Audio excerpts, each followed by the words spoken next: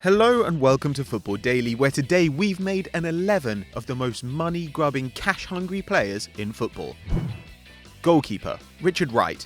Some of our younger audience might not have even seen Richard Wright's expertise in goalkeeping before, but that's not because he's a player from the 60s, it's because he didn't make a first-team appearance for 4 years before retiring in 2016. The man from Ipswich was a bright prospect when he was a youth player, going on to spend 3 years as his hometown club's first choice, before getting his big move to Arsenal, in hopes of becoming David Seaman's successor. He didn't make the cut, spending 1 season in London before roaming around the country between the Premier League and the Championship. In 2012 he joined another giant, this time Manchester City, purely to boost their homegrown quota. Wright got to witness a league title win, but never picked up a medal himself, despite all the confidence boosts he must have given Sergio Aguero during training. Defender, Christopher Samba. If you make a move for money, that's one thing, but if you make 3 of them in 18 months, you start to look a bit bad. Centre-back Chris Samba spent 5 years with Blackburn Rovers before switching to Moneybags Anzi Makashkala, more of them later, in February 2012 for £12 million. Samba picked up £120,000 a week in Dagestan, but repeatedly suffered racist abuse, and moved back to England with QPR after 1 year. The Hoops paid £12.5 million for his services as they fought against relegation, and convinced the Congolese defender to take what Harry Redknapp called a huge pay cut, from £120,000 to £100,000. Rangers got relegated and couldn't afford to keep Samba on, but thankfully Anzi wanted their man back, paying, you guessed it, another £12.5 million for him. Defender, Ezekiel Garay.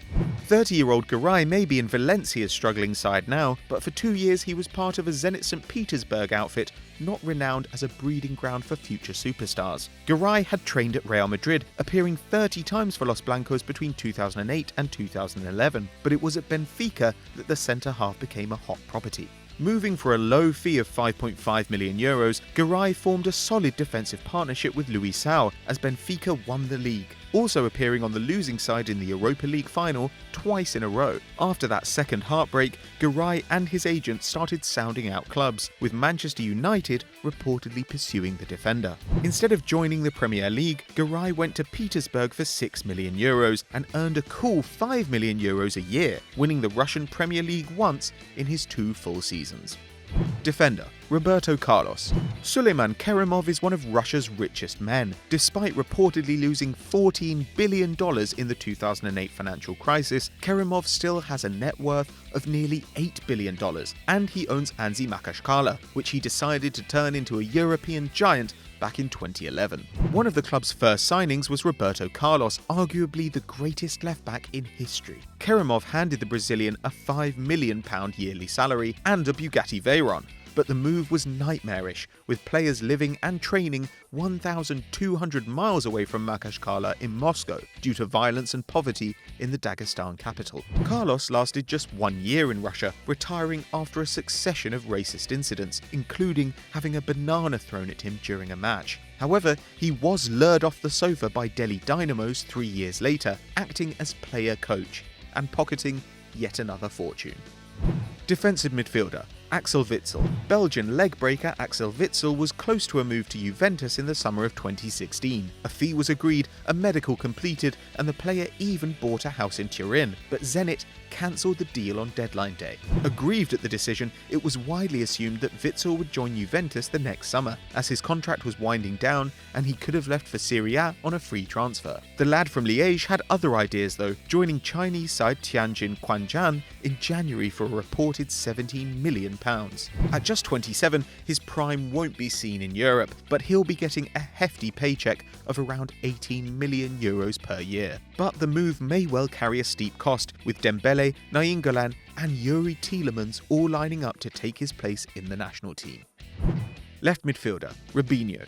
Robinho was Madrid's great hope after the first Galactico period came to a close, and after joining Los Blancos for €24 million, he enjoyed a successful 3-year spell at the Bernabeu, winning 2 league titles and a Supercopa, while scoring 35 times in around 130 games. But all good things must come to an end, and after a contract struggle with president Ramon Calderón, Robinho thought he was on his way to Chelsea. Remarkably, he still thought this whilst having a press conference for Man City, and this clusterfuck was probably the highlight of his sky blue career. After scoring on his debut, the Brazilian managed 16 goals in 53 games, but 15 of those came in his first campaign, with just one the next year. He left for Santos on loan before moving permanently to Milan. Robinho is now back in Brazil and was named in the league's Team of the Year after impressing for Atlético Mineiro. Right midfield, Ezekiel Lavezzi. Nicknamed the Beast despite his 5'8" frame, Lavezzi gained fame with Napoli, where he won the Coppa Italia alongside Edinson Cavani. As a young Argentinian, Lavezzi was unsurprisingly hailed as the new Maradona, but despite interest from around the continent, Lavezzi joined PSG in 2012 for €30 million. Not content with 4 easy titles and a healthy pay packet, Lavezzi swapped Paris for Qinhuangdao, joining Chinese side Hebei Fortune. Lining up next to Stefan Mbia and Gervinho, Lavezzi became the world's best paid player, earning nearly £500,000 a week, more than £100,000 more than Ronaldo. Unfortunately, injuries have seen Lavezzi spend more time with the reserves than the first team under coach Manuel Pellegrini. He'll have to comfort himself with a bathtub full of money. Attacking midfielder, Samir Nasri. Drip Doctor's favourite customer, Samir Nasri is spending his time rinsing midfields in Sampaoli's Sevilla, but the sleazy playmaker was labelled a snake in 2011, infuriating fans across North London when he swapped Arsenal for Manchester City. The season before his big money move, Nasri put in consistent world-class performances, scoring unbelievable solo efforts against Fulham and Porto, but like Cesc Fabregas and eventually Robin van Persie, the Frenchman left for bigger things and a bigger wage packet. Nasri actually played the first match of the 2011 season for Arsenal, even putting in a man-of-the-match performance. 5 years later, he's the holder of 2 Premier League medals and one of the worst haircuts in football. Left wing, Carlos Tevez. Carlitos has always had a reputation of being a bit of a moaner, spending half the season on a golfing holiday while at City and wanting to return home to Argentina seemingly every window. We thought we'd heard the end of it in 2015 after he rejoined his boyhood club Boca Juniors. But like most of the moves in his career, his stay wasn't long at Boca, as he agreed to join Shanghai Shenhua in January 2017 for a fee of around £9 million. It's safe to say money was the key factor, as he'll be paid a mind-blowing £615,000 a week whilst in China, the highest football salary ever, and a nice retirement fund for the Argentinian. A mercenary to the utmost degree, Carlos really couldn't give a shit about what the fans think, though the Boca board and fans still pined for him, stating that they're already working to bring him back to Buenos Aires once again. Right wing, Hulk. Given that nickname due to his time in Japan with the green-shirted Tokyo Verdy, it could be argued that Hulk's entire prime has been a waste, as he spent 4 years in Russia before moving to the Scrooge McDuck fantasyland that is China. Hulk joined Porto as a 22-year-old, netting 54 goals in 99 league games during his stay in Portugal, and 23 in 26 during Andre Villas-Boas's historic unbeaten season in 2010-11. But as Hulk's stock rose with many elite clubs hovering, the Brazilian decided to head for Zenit for a massive €60 million. Despite playing in hardly the most competitive of leagues, Hulk still got regular call-ups for Brazil, starting in all but 2 games of the 2014 World Cup. Another sellout move was on the cards though, as he joined Shanghai SIPG for €58.8 million in 2016. I guess that Hulk just loves the cheddar. Striker, Samuel Eto'o.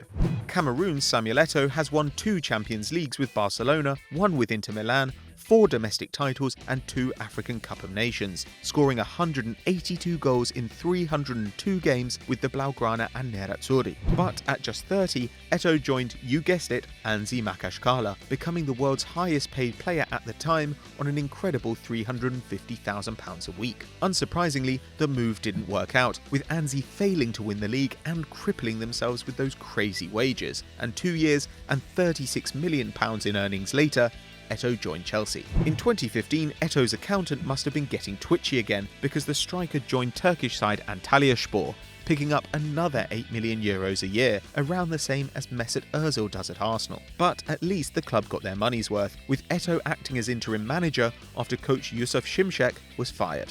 So there we have it, but what do you guys at home think? Let us know in the comments below. And if you enjoyed this video, why don't you click here for loads more great content and down there to subscribe. And as always guys, we'll catch you later.